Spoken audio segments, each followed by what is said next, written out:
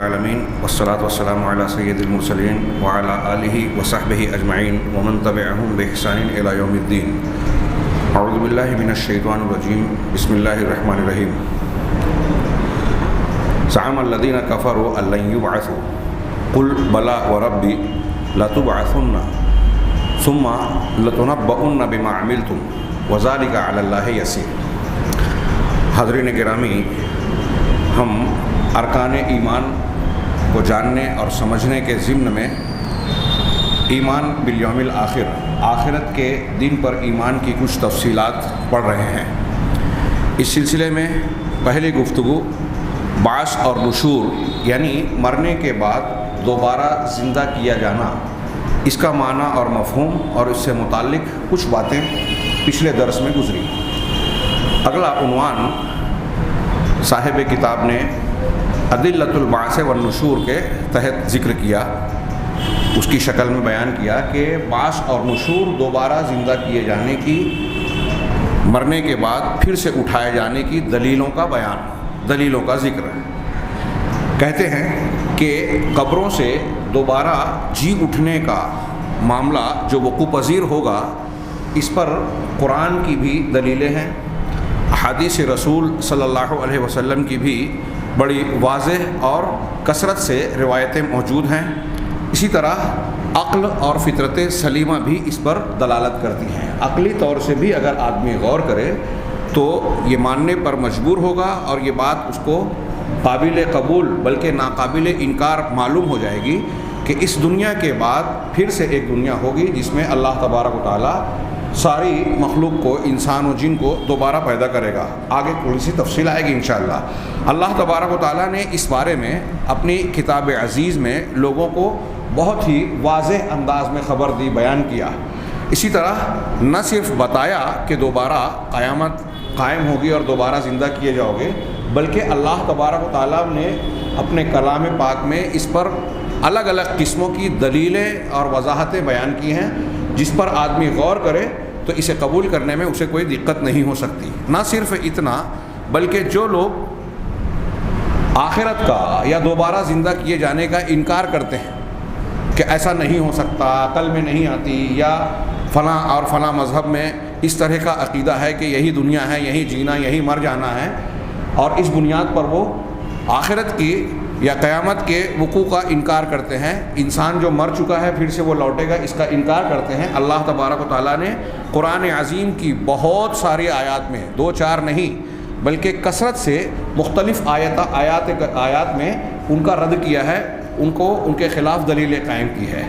اللہ تبارک و تعالیٰ نے اپنے کلام میں جو ذکر کیا ہے، یہ بات، یہ عقیدہ ایمان کی یہ بات، اسی طریقے سے اللہ تبارک و تعالیٰ کے جتنے بھی پیغمبر آئے، از آدم علیہ السلام تا محمد رسول اللہ صلی اللہ علیہ وسلم، جتنے بھی انبیاء اور رسول مبعوث ہوئے، سب نے اس کو ذکر کیا، اس لیے کہ یہ عقیدے کی بنیادوں میں سے ایک اہم بنیاد ہے، اور عقائد کے معاملے میں یہ بار بار آپ پڑھ چکے ہیں اور اسے اچھی طرح دماغ میں رکھنا چاہیے کہ جتنے بھی پیغمبر برحق دنیا میں گزرے، ان کی بنیادی تعلیم میں کوئی تضاد، کوئی فرق، کوئی اختلاف نہیں رہا۔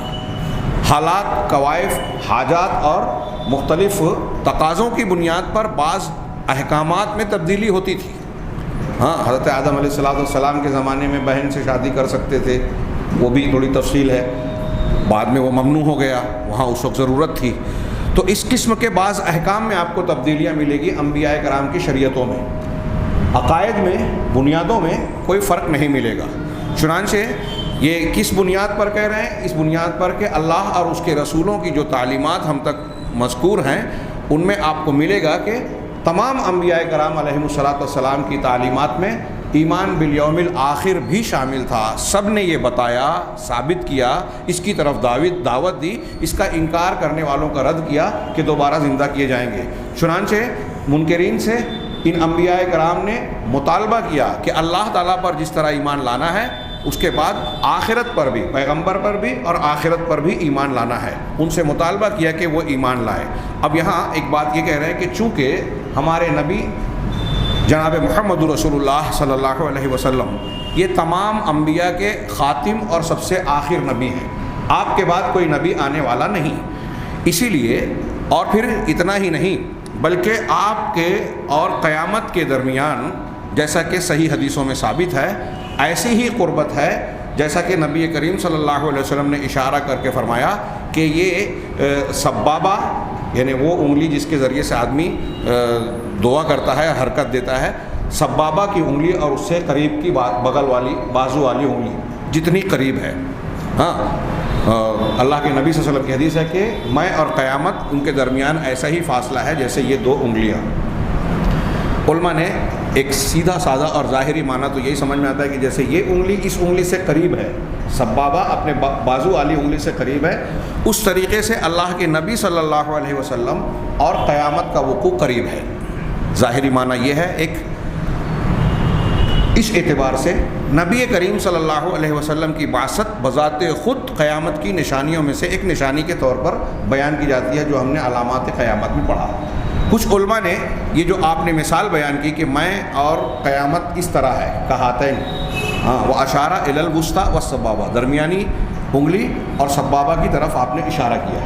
تو اس کے بارے میں بعض علماء کی تشریح یہ ہے کہ یہ جو سبابہ ہے یہ چھوٹی ہے، وسطی بیچ والی انگلی بڑی ہے، تو یہ جو چھوٹی انگلی ہے جو ہم دیکھ رہے ہیں کہ ان کے درمیان جو فاصلہ ہے، دنیا حضرت آدم علیہ السلام کے ذریعے سے شروع ہوئی اور آج تک یا رسول اللہ صلی اللہ علیہ وسلم کی زندگی حیات طیبہ تک جتنی دنیا کی زندگی گزر چکی، تو کچھ لوگوں نے کہا کہ وہ اس انگلی کے برابر اگر مانی جائے تو قیامت جو باقی ہے وہ اس انگلی کے مقابلے میں جو باقی حصہ بچتا ہے بیچ والا یہ آگے کا، اب دنیا کی زندگی اتنی ہی بچی ہے، اتنی گزر چکی ہے، تو زیادہ حصہ گزر چکا، تھوڑا سا حصہ قیامت کے واقع ہونے کے سلسلے میں باقی ہے۔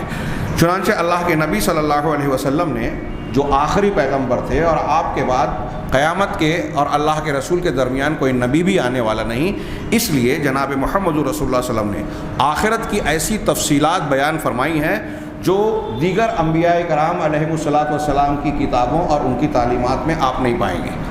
اس طرح کی تفصیل نہیں ملے گی جیسے شریعت اسلامیہ میں، شریعت محمدیہ علیہ الصلاۃ والسلام میں جس طریقے کی تفصیل آخرت کے متعلق بیان کی گئی ہے، ایسی پچھلی شریعتوں اور کتابوں میں آپ کو نظر نہیں آئے گی۔ قرآن کریم از ابتدا تا انتہا، شروع سے لے کر اخیر تک قیامت کے دن کے احوال اور حالات کے بیان سے، ان کے ذکر سے، ان کے متعلقہ امور سے بھرا ہوا ہے، اور اس کی تفاصیل جا بجا آپ کو قرآن مجید میں ملے گی۔ اس کی لہٰذا اس کا ثابت کرنا سچی خبروں کے ذریعے سے بھی ہے، اللہ تبارک و تعالیٰ نے خبروں کی شکل میں بھی بیان کیا، اور بیان کرنے مثالوں کے ذریعے سے بھی اس کو پیش کیا ہے، بیان کیا ہے، تاکہ لوگ اس سے عبرت حاصل کریں اور ہدایت کو اختیار کریں۔ جیسا کہ قرآن کریم نے اس پر مختلف دلیلوں کو بھی ذکر کیا، منکرین کا رد بھی کیا، ان کے جھوٹ اور ان کی افتراء پردازی کو، جو اس سلسلے میں وہ ادھر ادھر کی باتیں کر کے قیامت کے انکار کی کوشش کرتے ہیں، بہانے اور عذر تراشتے ہیں، اللہ تبارک و تعالیٰ نے ان میں سے بھی اکثر کا ذکر کر کے ان کو جو ہے کھوکھلا اور پھسپھسا بیان کیا کہ یہ کوئی حیثیت اور علمی اعتبار سے، دلیل کے اعتبار سے کوئی وزن نہیں رکھتے، ان کا رد کر دیا ہے۔ چونکہ مشرکین نے انسانوں کے تعلق سے اس بات کو بہت بعید بات سمجھا کہ انسان مر جانے کے بعد، اپنی موت کے بعد دوبارہ زندہ کیا جائے گا۔ مشرکین نے کہا کہ ھذا رجع، کیا ہے، تلک رجع بعید، یہ لوٹانا بہت دور کی بات ہے۔ قرآن نے سورہ قاف میں، سورہ عبس میں اور آپ کو مختلف مقامات پر ان کا قول ملے گا، اَإِنَّا اِذَا مِتْنَا وَكُنَّا تُرَابًا اَإِنَّا لَمَبْعُوثُونَ، کیا جب ہم سڑ گل کر مٹی بن جائیں گے، سڑ گل جائیں گے، مر جائیں گے، مٹی بن جائیں گے، تو کیا پھر ہم وہ دوبارہ زندہ کیے جائیں گے؟ یہ بڑی دور کی بات ہے، یہ سمجھ میں آنے والی بات نہیں ہے۔ تو صاحب کتاب کہہ رہے ہیں کہ چونکہ مشرکین نے دوبارہ لوٹائے جانے کو عقلاً بہت دور کی بات، ناممکن بات سمجھ رہے تھے، اور اس وجہ سے وہ بعث اور نشور کا، دوبارہ زندہ کیے جانے کا انکار کر رہے تھے، اسی لیے اللہ تبارک و تعالیٰ نے اپنے پیغمبر کو یہ بیان کیا کہ آپ قسم اٹھا کر، قسم کھا کر قیامت کے واقع ہونے کے تعلق سے لوگوں کو یقین دلائیں، صرف بیان نہ کریں بلکہ قسم کھا کر بیان کریں۔ قرآن مجید کی 3 آیتوں میں اللہ نے رسول اللہ صلی اللہ علیہ وسلم کو حکم دیا کہ آپ قسم کے ساتھ ان لوگوں کو بیان کریں. جیسے یہ 3 مقامات ہیں. پہلا سورہ سبا میں اللہ تعالیٰ نے فرمایا وقال الذین کفروا لا تأتینا الساعۃ، کہ کافر لوگ یہ کہتے ہیں کہ ہم پر قیامت نہیں آئے گی. الساعہ کا معنی گھڑی، وقت. ہاں، الساعہ الف لام لگ گیا تو خاص وقت. یہ خاص وقت سے مراد قیامت کی گھڑی، جب دنیا فنا اور تباہ ہو جائے گی. تو یہ لوگ کہتے ہیں کہ قیامت قائم نہیں ہوگی، آئے گی نہیں. قل، آپ کہیے بلا و ربی، کیوں نہیں، میرے رب کی قسم. اللہ تعالیٰ نبی کو حکم دے رہا ہے کہ آپ جواب دیجئے ان کا. بلا، ہاں کیوں نہیں، ایسا کیوں نہیں ہوگا، ایسا ہو کر رہے گا. وربی، اور میرے رب کی قسم. ہاں، لتأتینکم عالم الغیب، تم پر قیامت ضرور با ضرور آئے گی. میرا وہ رب، اس کی قسم میں کھا رہا ہوں جو غیب کو جاننے والا ہے. تمہارے لیے یہ غیب کی بات ہے، تم کو معلوم نہیں ہے، لیکن اللہ تو عالم الغیب ہے، وہ کہہ رہا ہے اور اس کی جانب سے میں قسم کھا کر کہہ رہا ہوں. آپ ایسا قسم اٹھا کر کہیے اے رسول. قسم کہاں کھائی جاتی ہے؟ جہاں اگر آپ کسی کو کوئی خبر دے رہے ہیں، ایک زبان کا قاعدہ ہے کہ فلاں جگہ آگ لگی ہے. اگر وہ آدمی آپ پر اعتبار کرتا ہے، بھروسہ کرتا ہے، تو آپ نے سادہ جملہ کہہ دیا، وہ مان لیا کہ فلاں جگہ آگ لگی ہے. لیکن اگر اس کو شک ہوگا ہو کہ یہ آدمی جو خبر دے رہا ہے یہ ٹھیک ٹھاک ہے کہ نہیں، صحیح ہے کہ نہیں ہے، تو آدمی اس میں تاکید کا جملہ لگاتا ہے. ارے یقیناً آگ لگی ہے، سچ میں آگ لگی ہے. اس قسم کے جملے سے وہ اپنی بات میں وزن اور پختگی لاتا ہے. اب اگر سامنے والا کہے کہ نہیں تم غلط بول رہے ہو، جھوٹ بول رہے ہو، تو اس کا رد کرتے ہوئے مزید شدت اختیار کرتا ہے کہ اللہ کی قسم آگ لگی ہے، ضرور ایسا ہوا ہے. میں جو بات کہہ رہا ہوں اس میں کوئی شک نہیں ہے. ہمارے ہاں اور بھی تعبیرات کی، اس میں پانی ملانے والی بات نہیں ہے، بالکل سچی بات ہے، اللہ کی قسم کھا کے کہتا ہوں. تو یہ کسی بات کو طاقتور سے طاقتور یا مضبوط سے مضبوط انداز میں پیش کرنے کے لیے مختلف تعبیرات استعمال کی جاتی ہے. اس میں سب سے آخری درجہ یہ ہے کہ قسم کھا کر وہی بات کہی جائے. اللہ تبارک و تعالیٰ نے اپنے پیغمبر کو کہا کہ آپ قسم کھا کر کہیے کہ قیامت ضرور آئے گی. دوسری آیت جو ہے اللہ تعالیٰ کا ارشاد ہے وَيَسْتَنْبِئُونَكَ أَحَقٌّ هُوَ، وہ آپ سے یہ سوال کرتے ہیں. ان کے سوال میں شرارت بھی ہوتی تھی. وہ آپ سے سوال کرتے تھے کہ احق ہوا، کیا یہ صحیح ہے؟ یہ آخرت کا وقوع، عذاب کا آنا. اس آیت سے پہلے سورہ یونس میں اللہ تعالیٰ نے عذاب کا مزہ، عذاب الخلد، ذوقوا عذاب الخلد کا ذکر کیا ہے. تو اللہ تبارک و تعالیٰ نے جب ہمیشگی کے عذاب کا ذکر کیا تو کفار اور مشرکین نے گویا اس کا رد کرتے ہوئے اللہ کے نبی صلی اللہ علیہ وسلم سے سوال کیا احق ہوا، آگے کے جواب سے اور ان کے سیاق و سباق سے یہ پتہ چلتا ہے کہ یہاں مقصد صرف پوچھنا نہیں تھا، مذاق اڑانا بھی تھا، رد کرنا تھا. اسی لیے اللہ تبارک و تعالیٰ نے جو جواب دیا اس کا، قل ای وربی انہ لحق وما انتم بمعجزین، آپ ان کو جواب دیجئے کہ ہاں اور میرے رب کی قسم، ای وربی، ہاں میرے رب کی قسم، انہ لحق، یقیناً وہ بالکل سچی اور حق بات ہے. ای وربی یہ قسم بھی ہے، اور آگے انہو یہ بھی تاکید کا جملہ ہے جس کا ہم ترجمہ کرتے ہیں بے شک، یقیناً، اس میں کوئی شبہ نہیں. اور لام بھی تاکید کا ہے، عربی والے جانتے ہیں، لاحق، یعنی 3-4 تاکید کے ساتھ یہ جملہ بیان کیا گیا کہ میرے رب کی قسم، یقیناً یہ قیامت برحق ہے، ہو کر رہے گی. وما انتم بمعجزین، اور تم اللہ تعالیٰ کو عاجز کر نہیں سکتے کہ تم قابو سے باہر نکل جاؤ، اللہ کا کنٹرول اور قابو تم پر نہ رہ جائے، ایسا نہیں ہو سکتا. اس میں بڑی دھمکی بھی ہے، ایمان والے اس قسم کے بیانات سے دہل جائیں گے. اللہ تعالیٰ کا تیسرا ارشاد جس میں اللہ نے قسم کھا کر بیان کرنے کا حکم دیا، زعم الذین کفروا ان لن یبعثوا، کافر لوگ یہ خیال کرتے ہیں، گمان کرتے ہیں. زعم کا لفظ گمان کبھی دعویٰ کے معنی میں بھی آتا ہے کہ ان کا یہ دعویٰ ہے، اور زعم جھوٹ کے معنی میں بھی آتا ہے کہ یہ ان کا جھوٹا خیال ہے. تو کافروں کا یہ خیال ہے، جھوٹا خیال ہے کہ لن یبعثوا، کہ وہ ہرگز اٹھائے نہیں جائیں گے، یعنی دوبارہ زندہ نہیں کیے جائیں گے. قل بلا وربی لتبعثن، تو آپ ان کو جواب دیجئے کہ کیوں نہیں، میرے رب کی قسم، لتبعثن، تم کو ضرور با ضرور لام بھی اور آخر میں جو نون ثقیلہ عربی زبان کے قاعدے سے ہے، دونوں میں تاکید اور مضبوطی کا معنی پایا جاتا ہے۔ ایسا ضرور بضرور ہوگا کہ تم کو دوبارہ اٹھایا جائے، زندہ کیا جائے۔ ثم لتنبؤن بما عملتم، پھر تم کو تمہارے اعمال سے ضرور بضرور باخبر کیا جائے گا، اطلاع دی جائے گی۔ جو کچھ کر رہے ہو، آگے آ رہی ہے حساب کے بحث میں کہ ہم کر کے بھول جاتے ہیں، ہم کو یاد نہیں رہتا۔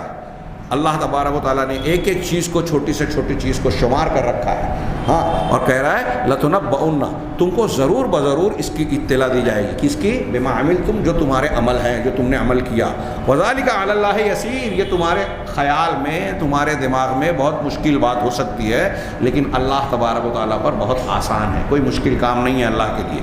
اسی طریقے سے یہ دوبارہ زندہ کرنے کیے جانے کی دلیلوں کے طور پر تذکرہ کیا انہوں نے بطور مثال، ہاں، اور یہ بحث عقلی نقلی کچھ دلیلوں کا تذکرہ ایمان بالیوم الآخر کی بحث کی شروعات میں بھی ہم نے تفصیل سے پڑھا ہے، یہاں اس کا سرسری تذکرہ کر رہے ہیں۔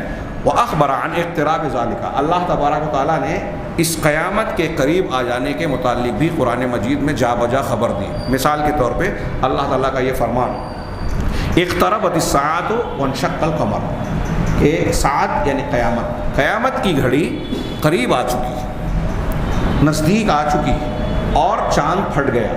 یہ چاند پھٹ گیا، یہ اللہ کے نبی صلی اللہ علیہ وسلم کے ثابت شدہ معجزے کی طرف اشارہ ہے۔ معجزہ یہ بات کی اصطلاح ہے، قرآن اور حدیث میں اس کو آیت، بینہ وغیرہ کہا جاتا ہے، برہان، سلطان، ہاں۔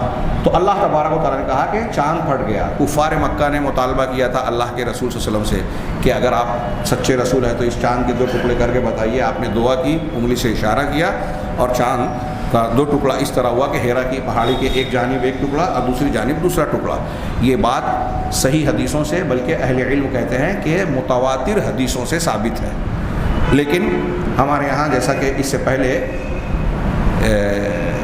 عذاب قبر اور ثواب قبر کی بحث میں کچھ تذکرہ ہوا کہ کچھ عقل پرست لوگ، عقلانیین، جو ماضی میں بھی تھے، جن کے الگ الگ نام تھے، معتزلہ وغیرہ، آج بھی پائے جاتے ہیں، اور وہ کہیں منکرین حدیث کی شکل میں ہیں، کہیں قادیانیوں کی شکل میں ہیں، کہیں اس طرح کے کھلے نام تو نہیں ہیں، لیکن ان کے یہاں اس قسم کے جراثیم پائے جاتے ہیں۔ فلاں مولوی صاحب اور فلاں علامہ، خاص طور سے وہ لوگ جو احساس کمتری میں مبتلا ہیں۔ آپ دنیا میں جن منکرین حدیث کا مطالعہ کریں گے، بڑی بڑی ڈگری والوں کا، تو وہ یورپ سے تعلیم حاصل کیے ہیں، یا یورپ، امریکہ اور ان کی جدید ترقیات سے آپ کو مرعوب اور متاثر نظر آئیں گے۔ ان سے متاثر ہو کے ان کو لگتا ہے کہ ہماری اسلامی تعلیم میں کچھ کمی ہے، خامی ہے، ہم ان کو سمجھا نہیں سکتے، ایکسپلیشن نہیں کر سکتے، تو جہاں ہم سمجھا نہیں سکتے وہاں اس کا انکار کر دیا۔ جتنے آپ کو انکار حدیث والے ملیں گے جن کے اندر ایمان کی کمی کمزوری ہے، وہ دراصل اسلام کے تعلق سے جہاں اللہ اور رسول پر ان کے عقیدے کی کمزوری ہے، وہیں ان کے اندر احساس کمتری ہے، دوسروں سے مرغوبیت۔ اللہ تبارک و تعالیٰ کی قدرت کے تعلق سے میں اکثر کہا کرتا ہوں کہ جو لوگ حدیثوں کا، خاص طور سے جیسے معجزات کا، کہ یہ نہیں ہو سکتا، عقل میں نہیں آتی، تو اس میں ہو سکنا اور نہ سکنا کے اندر ایک بڑی بات یہ ہے کہ آپ ایسا سمجھتے ہیں کہ اللہ تبارک و تعالیٰ ایسا نہیں کر سکتا۔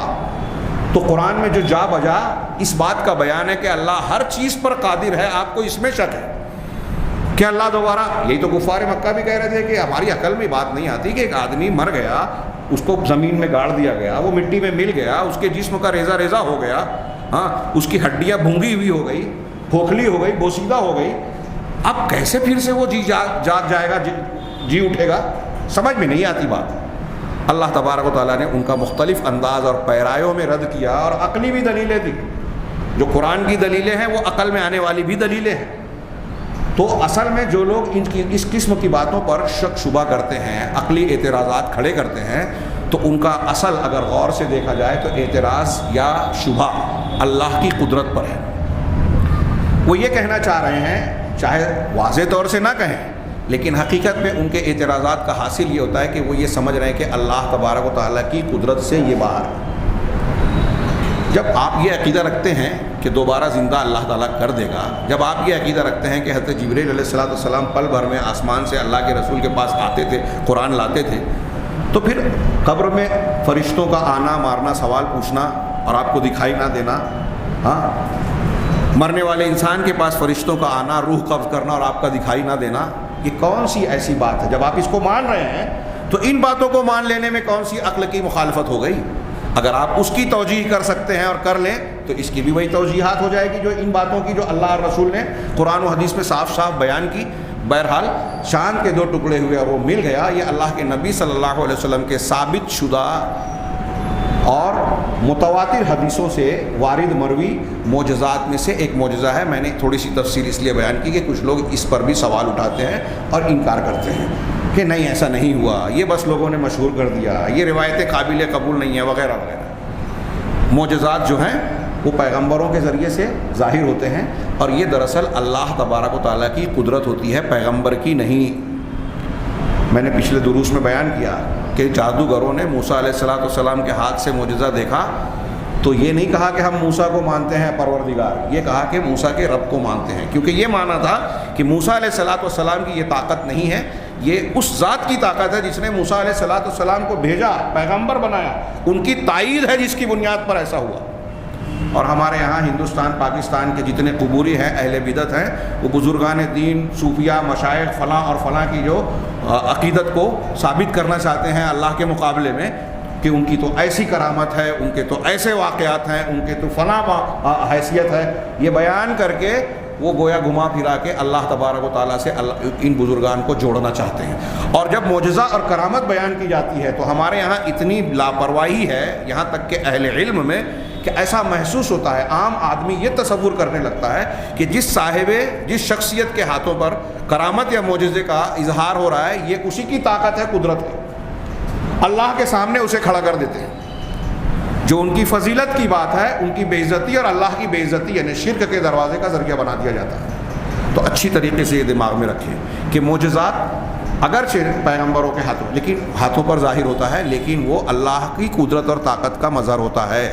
تو یہ ان کا بھی رد ہو رہا ہے جو ان معجزات یا کرامات کی بنیاد پر بزرگوں کی عبادت یا قبر پرستی کی طرف لے جاتے ہیں، ان کا بھی رد ہو رہا ہے جو لوگ معجزات کو عقل کے خلاف سمجھتے ہیں۔ اگرچہ معجزہ اس چیز کو کہتے ہیں جو معمولات کے خلاف ہے، حضرت عیسیٰ علیہ السلام بغیر باپ کے پیدا ہوئے، معمول کے خلاف بات ہے، معجزہ ہے، لیکن یہ کس کی قدرت ہے؟ اللہ کی۔ حضرت عیسیٰ علیہ السلام کی نہیں، حضرت مریم علیہ السلام کی نہیں، اللہ کی قدرت ہے۔ اب اگر آپ اس پہ شک کر رہے ہیں تو اللہ پہ شک کر رہے ہیں، اس کی قدرت پر شک کر رہے ہیں، تو دونوں پہلو سے گمراہی کا راستہ بن جاتا ہے، آدمی اگر پھسل جائے، صحیح عقیدے والا نہ ہو۔ تو اللہ نے فرمایا کہ قیامت قریب آ گئی اور چاند پھٹ گیا۔ اسی طریقے سے اللہ تعالیٰ نے فرمایا اقترب للناس حسابهم وهم فی غفلۃ معرضون، سورہ انبیاء کی پہلی آیت، کہ لوگوں کے لیے ان کے حساب کا وقت قریب آ گیا، ان کا حساب و کتاب قریب آ گیا۔ کب ہوگا حساب؟ وہی قیامت کے دن۔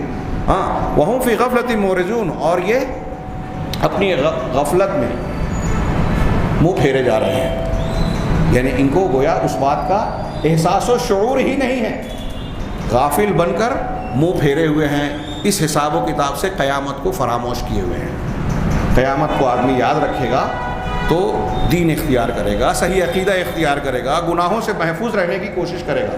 اس کتاب کے بالکل اخیر میں ان ایمانیات کے نتائج اور ثمرات کا ذکر ہے، کافی بحثوں کے بعد آئے گا کہ آپ اللہ پر ایمان رکھتے ہیں تو اس کا فائدہ آپ کو کیا ملے گا، اس کے کیا ثمرات اور نتائج آئیں گے ہماری زندگی میں، عقیدے میں، فکر میں، خیال میں، عمل میں۔ آپ آخرت پر ایمان رکھتے ہیں تو اس کے کیا فائدے ملتے ہیں، یہ چیزیں آخر میں آئے گی انشاءاللہ، ہم وہ بحث کریں گے اس مقام پر تفصیل کے ساتھ۔ آگے یہ کہا کہ یہ تو 2 مثالیں دیں کہ اللہ تبارک و تعالیٰ نے قیامت کے قریب ہونے کی خبر دی۔ اسی طریقے سے جو بعث یعنی دوبارہ زندہ کیے جانے کا انکار کرتے ہیں، جھٹلانے والے ہیں، ان کی مذمت کرتے ہوئے اللہ تبارک و تعالیٰ نے ارشاد فرمایا قد خسر الذین کذبوا بلقاء اللہ وما كانوا مہتدین، کہ جو اللہ تبارک و تعالیٰ سے ملاقات کو جھٹلاتے ہیں، نہیں مانتے، انکار کرتے ہیں، تو وہ لوگ خسارے اور خسارے میں پڑنے والے ہیں، وہ گھاٹے میں ہیں، وہ خسارہ اٹھا رہے ہیں۔ وما كانوا مہتدین، اور وہ ہدایت والے ہے بھی نہیں۔ اس کا مطلب جو آخرت کے دن پر ایمان نہیں رکھتا وہ گمراہ ہے، ہدایت والا نہیں ہے، ایمان والا نہیں ہے، اور اس کو نقصان اٹھانا پڑے گا۔ دوسری آیت الا ان الذین یمارون فی الساعۃ لفی ضلال بعید، اللہ تعالیٰ نے ارشاد فرمایا، سورہ شورى کی آیت ہے کہ یقیناً، یہ بات اچھی طرح جان لو کہ یقیناً جو لوگ قیامت کے سلسلے میں جھگڑتے ہیں، انکار کر رہے ہیں کہ نہیں سمجھ میں آتی بات، یا انکار کر رہے ہیں کسی بھی شکل میں، لفی ضلال بعید، وہ بہت دور کی گمراہی میں ہے، وہ ایسی گمراہی ہے جو انہیں بہت دور لے کے چلی گئی ہے حق اور ہدایت سے۔ یہ قرآن کا فرمان ہے، رب العالمین کا فتویٰ ہے، کسی مولوی کا نہیں۔ آخرت کو نہ ماننے والے دور کی گمراہی میں ہیں، قریب کی نہیں۔ اسی طریقے سے سورہ بنی اسرائیل میں اللہ تعالیٰ نے ارشاد فرمایا وَنَحْشُرُهُمْ يَوْمَ الْقِيَامَةِ عَلَى وُجُوهِهِمْ عُمْيًا وَبُكْمًا وَصُمًّا۔ دل دہلا دینے والے بیانات ہیں اللہ تعالیٰ کے ارشادات، غور سے اگر انسان پڑھے ایمان کے ساتھ، کہ قیامت کے دن ہم انہیں ان کا حشر کریں گے منہ کے بل اٹھا کر، منہ کے بل۔ اللہ کے رسول صلی اللہ علیہ وسلم سے اس آیت کے بعد بعض صحابہ نے سوال کیا کہ انسان قیامت کے دن منہ کے بل چلے گا، کیسے چلے گا؟ تو اللہ تبارک و تعالیٰ، اللہ کے رسول صلی اللہ علیہ وسلم نے بڑا پیارا جواب دیا کہ جس ذات نے پیروں پر چلوایا انسان کو، وہ اس بات پر قادر ہے کہ منہ کے بل بھی چلوا دے۔ دیکھیے اللہ کے رسول نے کیا اللہ کی قدرت سے استدلال کیا کہ اللہ قادر ہے، ہر چیز پر قادر ہے۔ تو جو پاؤں پر چلا رہا ہے ہمیں اور آپ کو، قیامت کے دن وہ منہ کے بل چلانے پر بھی قادر ہے۔ لیکن یہ کن کے لیے ہے؟ اس آیت سے پہلے آپ پڑھیں گے اور آگے بھی جو آیت آ رہی ہے، یہ کافروں، گمراہ لوگوں، جو اللہ تبارک و تعالیٰ کی سیدھی سیدھی باتوں کو قبول کرنے کے لیے تیار نہیں ہے۔ سیدھی بات آتی ہے تو الٹے چلتے ہیں، تو اللہ ان کو قیامت کے دن الٹا کر دے گا۔ اور اللہ نے آگے کہا کہ عُمْيًا وَبُكْمًا وَصُمًّا، کہ ایسا جب کرے گا اللہ تو اس حالت میں کہ وہ اندھے ہوں گے، گونگے ہوں گے، بہرے ہوں گے۔ اندھا گونگا بہرا بنا کر قیامت کے دن ان کو اٹھائے گا اللہ، حشر کرے گا ان کا۔ ہاں، سورہ حشر کی وہ آیت آپ سورہ طٰہٰ کی آیت بہت مرتبہ سن چکے ہیں کہ وَنَحْشُرُهُمْ يَوْمَ الْقِيَامَةِ أَعْمَىٰ، کہ قیامت کے دن ہم انہیں اندھا بنا کر اٹھائیں گے۔ وہ پوچھے گا، بندہ پوچھے گا ربی لما حشرتنی اعمیٰ وقد كنت بصیرا، پروردگار تو نے مجھے اندھا بنا کر کیوں اٹھایا جبکہ دنیا میں تو بینا تھا، دیکھنے والا تھا۔ تو اللہ تعالیٰ جواب کیا دے گا كَذَلِكَ أَتَتْكَ آيَاتُنَا فَنَسِيتَهَا، ایسے ہی ہماری آیتیں تیرے پاس آئی تھی لیکن تو نے اسے فراموش کر دیا، بلا دیا، اپنی آنکھیں ہوتے ہوئے اندھا بن گیا تھا، آنکھیں بند کر لی تھی۔ تو دنیا میں تو نے خود اندھا پن اختیار کیا تھا، نتیجے میں آج ہم تم کو اندھا بنا کر اٹھائیں گے۔ تو گویا کافر آدمی، حق کو نہ ماننے والا جو بھی انسان ہو، وہ گویا اپنی آنکھ کا، اپنے کان کا، اپنے بولنے کی صلاحیت کا، اپنے شعور کا صحیح استعمال نہیں کر رہا ہے۔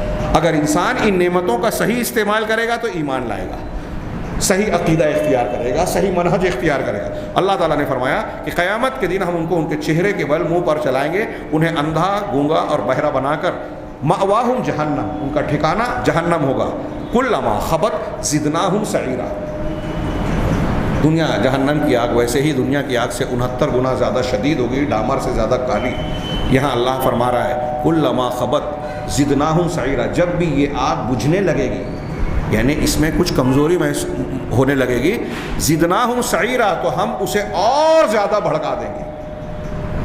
جہنم کی آگ ہلکی نہیں ہوگی، کوئی یہ نہ سوچے کہ جلتے جلتے کمزور ہو جائے گی، کوئی یہ نہ سوچے کہ ہم یا کوئی شخص، اللہ ہمیں محفوظ رکھے، جہنم میں جائے گا تو جلتے جلتے جلنے کی عادت پڑ جائے گی۔ نہیں، قرآن نے یہ بھی کہا کہ جب بھی ان کی چمڑیاں جھلس جائے گی، نئی چمڑیاں پیدا کر دی جائے گی۔ ہاں، ان کے احساس کو ہمیشہ زدناہم عذاباً، کیا ہے سورہ نحل میں کہا کہ ہم ان کے عذاب میں اور عذاب کا اضافہ کریں گے۔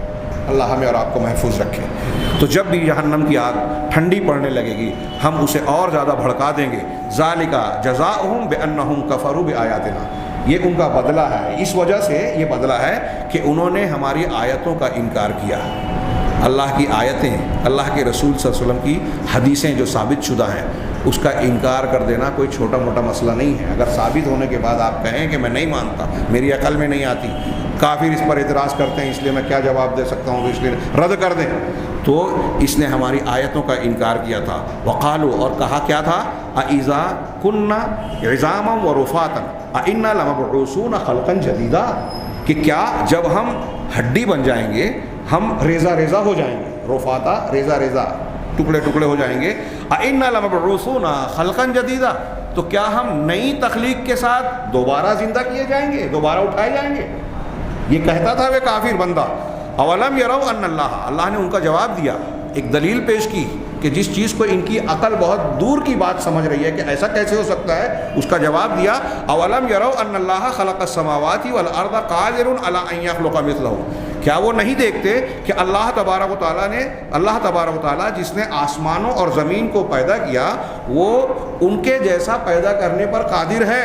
وجعل لهم اجلا، یہ قیامت کی قرآنی دلیلوں میں سے جو عقلی بھی ہیں ایک بہت زبردست دلیل ہے کہ ہماری اور آپ کی یا منکرین کی بات سمجھ میں نہیں آ رہی کہ اللہ تعالیٰ دوبارہ کیسے پیدا کرے گا۔ تو غور کرے، تمہارا پیدا کرنا زیادہ مشکل ہے یا یہ آسمان اور زمین، پہاڑ، سمندر اور یہ کائنات پیدا کرنا یہ زیادہ مشکل ہے؟ کون سی چیز زیادہ کمپلیکیٹڈ ہے؟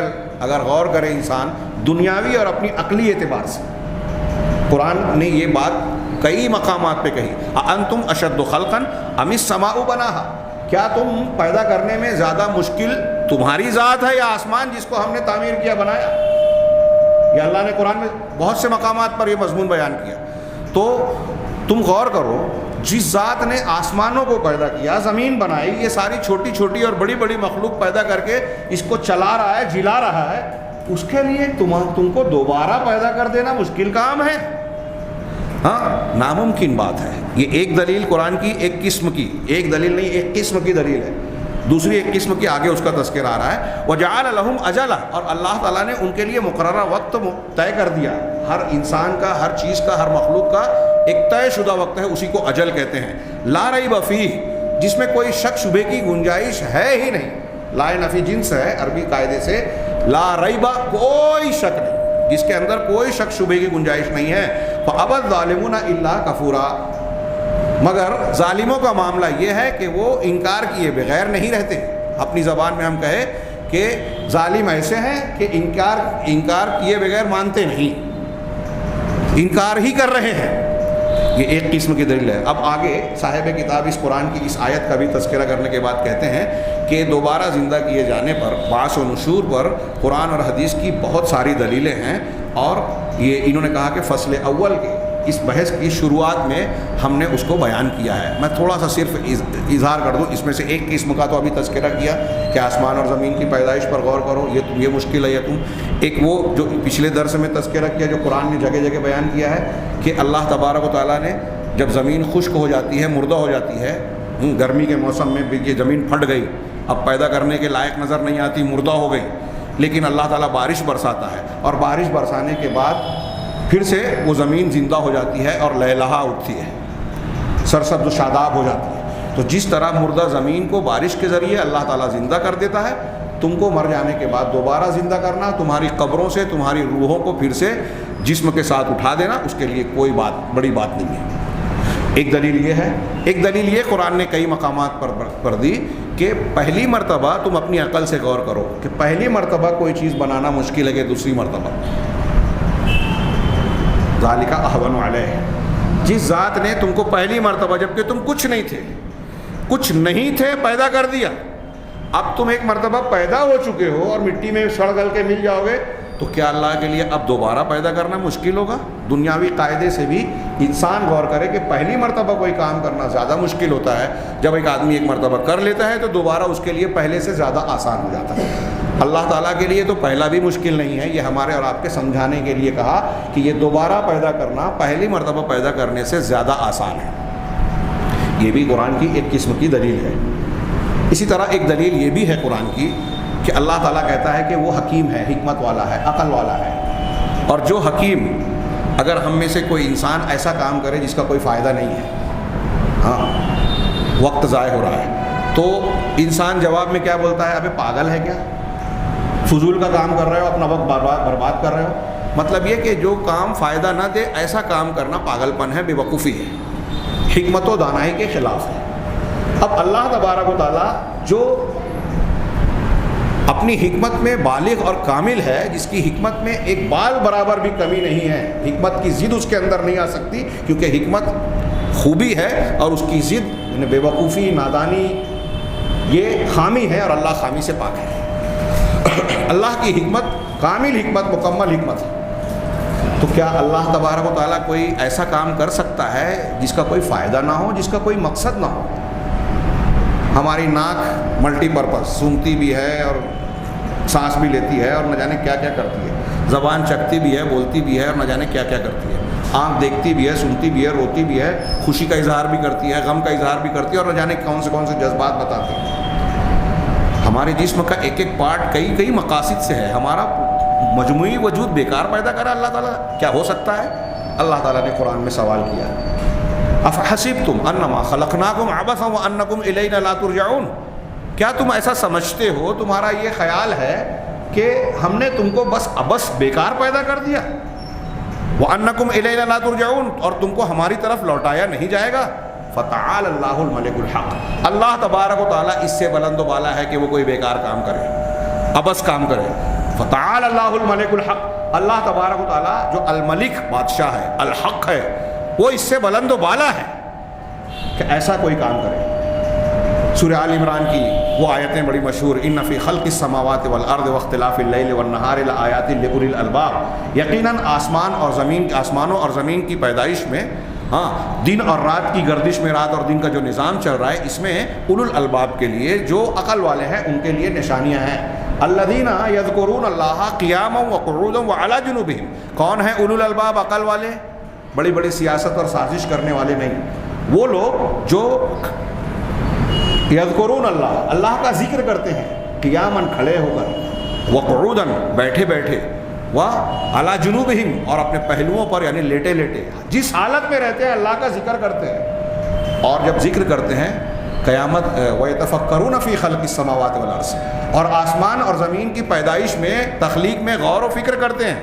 اب غور و فکر کرنے کے بعد کس نتیجے پر پہنچتے ہیں؟ آگے اللہ نے وہ جملہ نقل کیا، ربنا ما خلقت ھذا باطلا سبحانک فقنا عذاب النار، کہ پروردگار تو نے یہ ساری کائنات کو، ہم کو اور ساری چیزوں کو باطل بیکار پیدا نہیں کیا، ایک مقصد کے تحت پیدا کیا۔ کیا مقصد ہے؟ کہ دوبارہ زندہ کر کے حساب و کتاب لے گا۔ اب حساب کتاب لینے کے بعد جنت یا جہنم دے گا، تو اگلا جملہ کیا ہے؟ ربنا ما خلقت ھذا باطلا سبحانک، تو پاک ہے کہ کوئی بیکار کام کرے، فقنا عذاب النار، تو نتیجے کی بات یہ کہ ہم کو جہنم کی آگ سے بچا۔ یہ جو بیکار نہیں ہے، مقصد کے تحت ہے۔ مقصد کیا ہے؟ کہ ان کا اعمال کی جزا اور سزا دے گا، تو ہم کو سزا سے بچا، جہنم سے بچا۔ اللہ تبارک و تعالیٰ کے حکیم ہونے کا، کوئی کام بیکار نہ کرنے کی صفت سے متصف ہونے کا تقاضا یہ ہے کہ یہ دنیا بیکار نہ پیدا کی ہو، ہم کو اور آپ کو بیکار پیدا نہ کیا ہو۔ اور اگر آخرت نہیں ہوتی، اس دنیا کے بعد دوسری زندگی نہیں ہوتی، اس میں حساب و کتاب نہیں ہوتا، تو یہ کائنات بے مقصد ہو جاتی، یہ دنیا بے مقصد ہو جاتی۔ اس کو مقصدیت حساب و کتاب سے اور قیامت سے مل رہی ہے۔ دنیا میں بہت سارے لوگ ہیں، کئی قتل کرتے ہیں، پکڑے گئے تو صرف ان کو سزا بھی دی گئی تو ایک قتل ہوا، سارے قتل کا اس کی سزا ملی کیا؟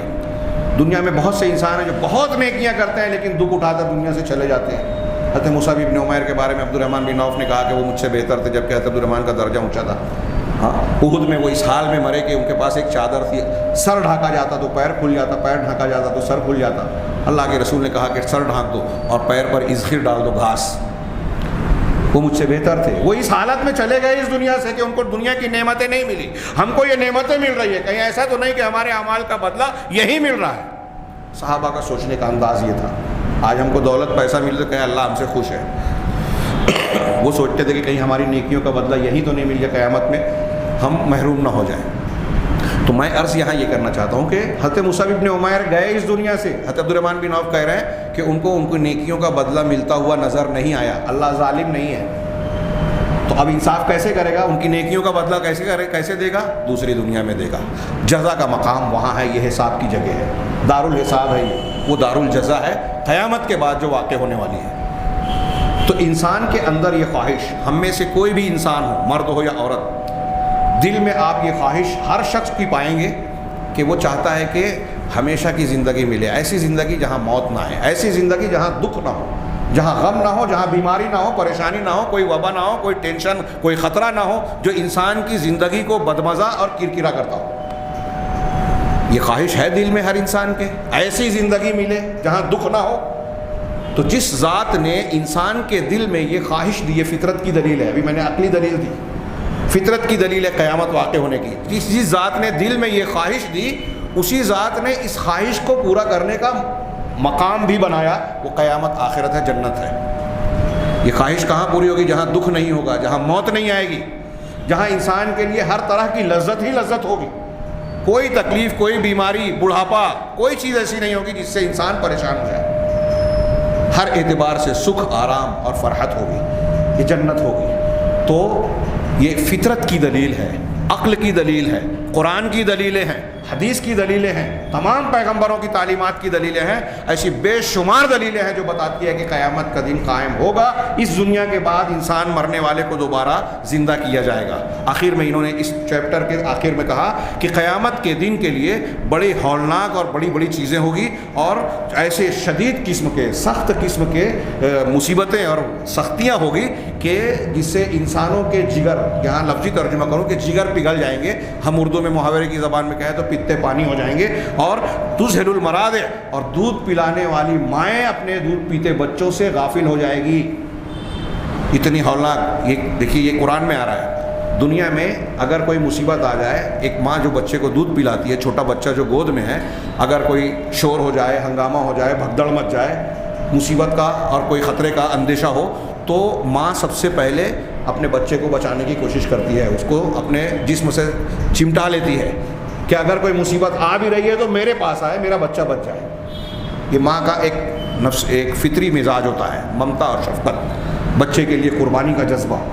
لیکن قیامت کی ہولناکی کتنی سنگین اور شدید ہوگی، سخت ہوگی، اندازہ لگائیے کہ اللہ تبارک و تعالیٰ کے بیانات کے مطابق یہاں یہ اپنے الفاظ میں کہہ رہے ہیں کہ دودھ پلانے والی مائیں اپنے دودھ پیتے بچوں سے غافل ہو جائے گی، ان کو چھوڑ دیں گی۔ وہ تصیب الاولاد، اور یہ ایسے سنگین حالات ہوں گے کہ جب بچے بوڑھے ہو جائیں گے، ان حالات کی وجہ سے یہ حالات بچوں کو بوڑھا کر دیں گے۔ یہ بھی سورہ مزمل میں اللہ نے بیان فرمایا۔ اللہ سبحانہ و تعالیٰ نے قیامت کے دن کے ہولناکیوں کو بہت ساری آیتوں میں بیان کیا، یہاں صرف ایک آیت کا ذکر کیا انہوں نے اس کے آخر میں، یا ایھا الناس، اللہ نے فرمایا سورہ حج کی پہلی آیت ہے، یا ایھا الناس اتقوا ربکم، اے لوگو، مومنوں مسلمانوں نہیں کہا، لوگوں کہا، تمام انسانوں کو کہا، مسلمانوں کافروں، سب کو گویا اطلاع دی جا رہی ہے، خبر دی جا رہی ہے، اللہ تبارک و تعالیٰ کی طرف سے آگاہی اور تنبیہ کی جا رہی ہے کہ ایسا تو ہو کر رہے گا۔ اے لوگو، اپنے پروردگار سے ڈرتے رہو، تقوی اختیار کرو۔ ان زلزلۃ الساعۃ شیء عظیم، یقیناً قیامت کا زلزلہ بہت بڑی چیز ہے۔ اذا زلزلت الارض زلزالہا، جب قیامت کے دن انتہائی شدید قسم کا جھٹکا اور زلزلہ آئے گا۔ دنیا کے جو بڑے سے بڑے زلزلے ریکارڈ کیے گئے ہیں اور قیامت سے پہلے تک جو بھی ریکارڈ کیے جائیں گے، وہ بڑے سے بڑے زلزلے بھی قیامت کے زلزلے کے مقابلے میں معمولی سے دھچکے ہیں بس۔ یقیناً قیامت کا زلزلہ بہت بڑی چیز ہے۔ یوم ترونہا، جس دن تم اسے دیکھو گے، تذہل کل، دیکھیے اللہ نے کیا نقشہ کھینچا چند الفاظ میں، انسان کا دل دہل گئے کہ تذہل کل مرضعۃ عما ارضعت، جب تم دیکھو گے تو ہر دودھ پلانے والی ماں اپنے بچے سے غافل ہو جائے گی، جس کو اس نے دودھ پلایا ہے، دودھ پلا رہی ہے۔ وتضع کل ذات حمل حملھا، اور ہر حمل والی ماں یا مادہ کہہ لیجئے، ہاں، جن کے پیٹ میں بچہ ہے، وہ اپنے حمل کو گرا دے گی، ساقط کر دے گی۔ وتری الناس سکارا، اور آپ لوگوں کو مدہوش دیکھیں گے کہ نشے میں ہے، ہاں، وما ہم بسکارا، وہ ایسے چل رہے ہوں گے، ایسے دکھائی دیں گے کہ نشے میں ہے، مدہوش ہے، لیکن اللہ نے کہا کہ وما ہم بسکارا، وہ نشے میں نہیں ہوں گے، متوالے اور مدہوشی میں نہیں ہوں گے، ولکن عذاب اللہ شدید، لیکن ہوگا یہ کہ اللہ کا عذاب بڑا سخت اور بڑا خطرناک ہوگا۔ یہ جو بات نقشہ اس آیت میں کھینچا گیا ہے، قرآن کی بہت ساری آیتیں، سورہ واقعہ کو پڑھیے، ہاں، سورہ القارعہ پڑھیے، سورۃ الحاقہ پڑھیے، اور ایسی بہت ساری صورتیں، سورہ مرسلات، قرآن نے اس کا جو نقشہ کھینچا، بہت، اگر انسان ایمان کی، بصیرت کی نگاہوں کے ساتھ اگر اس کو پڑھے گا تو اس کا دل دہل جائے گا، اور اگر ایمان ہے، جس کو ہم ایمان کہہ رہے ہیں، تو اس کے خیال سے اس کی اصلاح ہو جائے گی، گناہوں سے توبہ کرے گا اور اس کے وہ سارے فوائد حاصل کرے گا جو ایمان کا فائدہ ہونا چاہیے۔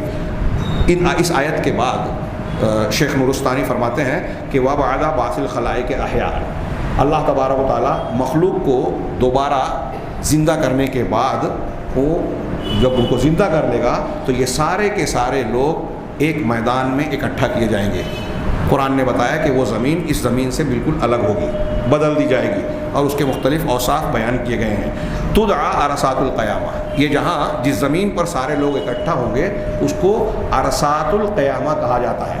عرصات القیامہ، عین سے، عین رے اور صاد، عرصۂ قیامت اہل علم جانتے ہیں۔ اس کے علاوہ ہم لوگ عام زبان میں، عوام میں محشر، موقف بھی کہتے ہیں، یہ قرآن و حدیث میں یہ بھی استعمال ہوا ہے۔ تو عرصات قیامہ یا محشر اور موقف جس زمین پر جس میدان میں ہوگا وہ اس کا تذکرہ کر رہے ہیں۔ اور یہ کیوں اکٹھا کیا جائیں گے سب کے سب؟ وَذَلِكَ لِفَصْلِ الْقَضَاءِ فِيمَا بَيْنَهُمْ، یہ ان کے آپس کے معاملات کا قضیہ، تصفیہ اور فیصلہ کرنے کے لیے، ان کے مظالم کے درمیان انصاف کرنے کے لیے، ان کے اعمال کا حساب و کتاب لے کر اس کے آگے کے مراحل کو پورا کرنے کے لیے۔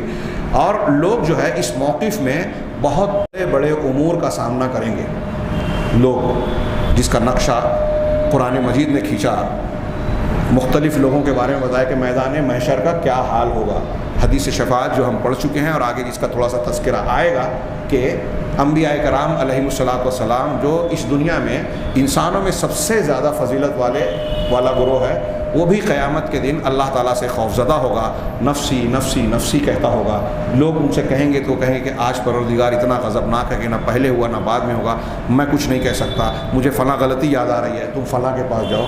وہ حدیث شفاعت میں کہ آخر میں رسول اللہ صلی اللہ علیہ وسلم کے پاس آئیں گے۔ فرشتوں کا عالم یہ ہوگا کہ دہشت زدہ ہوں گے، ہاں، صف لگا کر کھڑے ہوئے ہوں گے، قرآن نے نقشہ کھینچا، ہاں، لا یتکلمون، لب کشائی نہیں کریں گے۔ یوم یقوم الروح والملائکۃ صفا، وہ دن ایسا دن ہوگا کہ روح یعنی جبریل علیہ السلام اور فرشتے صف لگا کر کھڑے ہوں گے۔ لا یتکلمون، کلام نہیں کر سکیں گے، بولیں گے نہیں، الا من اذن له الرحمن، سوائے اس کے جو جس کو رحمان اجازت دے، وقال صوابا، اور وہ بولے گا بھی تو اپنی مرضی سے نہیں بولے گا، وہ بات کہے گا جو درست ہوگی، جو اللہ تعالیٰ کے مقررہ قاعدوں کے درمیان ہوگی کہ فلاں کو بول دے وہ میرا رشتہ دار ہے اور یہ فلاں ہے، ایسی کوئی بات کچھ نہیں، کوئی نہیں کر پائے گا۔ اجازت الہی کے بغیر کوئی زبان نہیں ہلا سکتا۔ اس دن دوست ایک دوسرے کو پہچاننے سے انکار کریں گے، بلکہ دشمن ہو جائیں گے، خاص طور سے وہ کافر مشرک۔ الاخلاء یومئذ بعضهم لبعض عدو الا المتقین، کہ گہرے دوست جو دنیا میں ہیں قیامت کے دن ایک دوسرے کے دشمن بن جائیں گے سوائے متقیوں کے۔ یوم یفر المرء من اخیہ، یہ وہ دن ہوگا کہ آدمی اپنے بھائی سے، ہاں، وامہ وابیہ، اپنی ماں اور اپنے باپ سے، وصاحبتہ وبنیہ، اپنی بیوی اور اپنے بچوں سے بھاگے گا۔ لِكُلِّ امْرِئٍ مِّنْهُمْ يَوْمَئِذٍ شَأْنٌ يُغْنِيهِ، اس دن ہر شخص کی ایسی حالت ہوگی کہ دوسرے سے بے نیاز کر دیا جائے گا۔ جو شخص غداری کرنے والا ہوگا، عہد شکنی کرنے والا ہوگا، اس پہ لوائے غدر یعنی غداری کا جھنڈا اس کے مقعد پر لگایا جائے گا۔ جو شخص بلا ضرورت بھیک مانگنے والا ہوگا اس کے چہرے پر ہڈیاں نہیں ہوگی۔ جو شخص دو بیویوں میں انصاف نہ کرنے والا ہوگا اس کا معاملہ بھی جو خراب ہے، ایک طرف جھکا ہوا ہوگا۔ ایسے مختلف لوگوں کی کیفیات اللہ کے نبی صلی اللہ علیہ وسلم نے بتائی کہ کیسے عمل والے میدان محشر میں کس حالت میں ہوں گے۔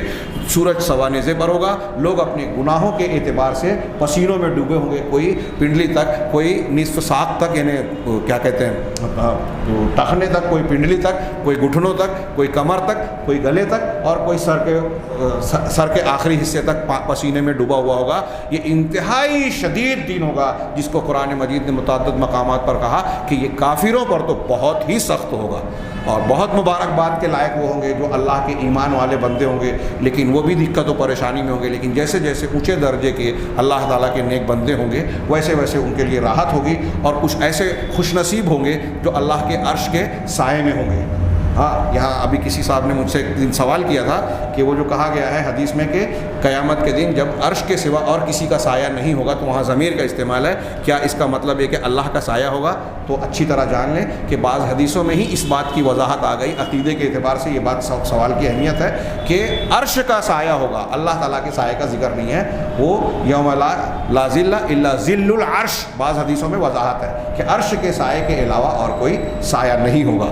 یہ چند باتیں ابتدائی اعتبار سے، دلائل کے اعتبار سے انہوں نے بیان کی ہے۔ تو جو قیامت کے دن کی ہولناکیاں اور وہاں پھر جو ہونے والے معاملات ہوں گے اس کا تذکرہ آگے کی سطور میں انہوں نے بڑے اختصار کے ساتھ پہلے حساب کا عنوان کیا، یعنی اگلے درس میں اعمال کا حساب و کتاب، پھر نامہ اعمال کا بندوں کو دیا جانا یہ عنوان ہے، پھر اعمال کا وزن کیا جانا یہ تیسرا عنوان اس کے بعد، اور اس کے بعد حوض کا ذکر ہے، حوض کے بعد جو ہے صراط جس کو ہم پل صراط کہتے ہیں اور اس پر گزرنے کا تذکرہ، اور آخر میں شفاعت کا بیان ہے، پھر اس کے بعد جو ہے جنت و جہنم کا تذکرہ ہے۔ انشاءاللہ آئندہ دروس میں ہم آخرت سے متعلقہ ان امور پر نگاہ ڈالیں گے، جاننے اور سمجھنے کی کوشش کریں گے۔ ظاہر سی بات ہے کہ یہ ہمارے بنیادی ایمان کے حصے میں شامل ہے، اس کو ماننا ہمارے لیے مسلمان ہونے، مومن ہونے کے لیے، دنیا اور آخرت میں کامیاب ہونے کے لیے ضروری ہے، اور اس کو صحیح ڈھنگ سے جاننا اور یاد رکھنا ہمارے ایمان کے ساتھ ساتھ اعمال کو صحیح کرنے کے لیے ضروری ہے۔ اللہ تعالی ہمیں صحیح ہدایت اور ایمان سے نوازے اور اس کے مطابق نیک عمل کی توفیق عطا فرمائے۔ وآخر دعوانا الحمدللہ رب العالمین۔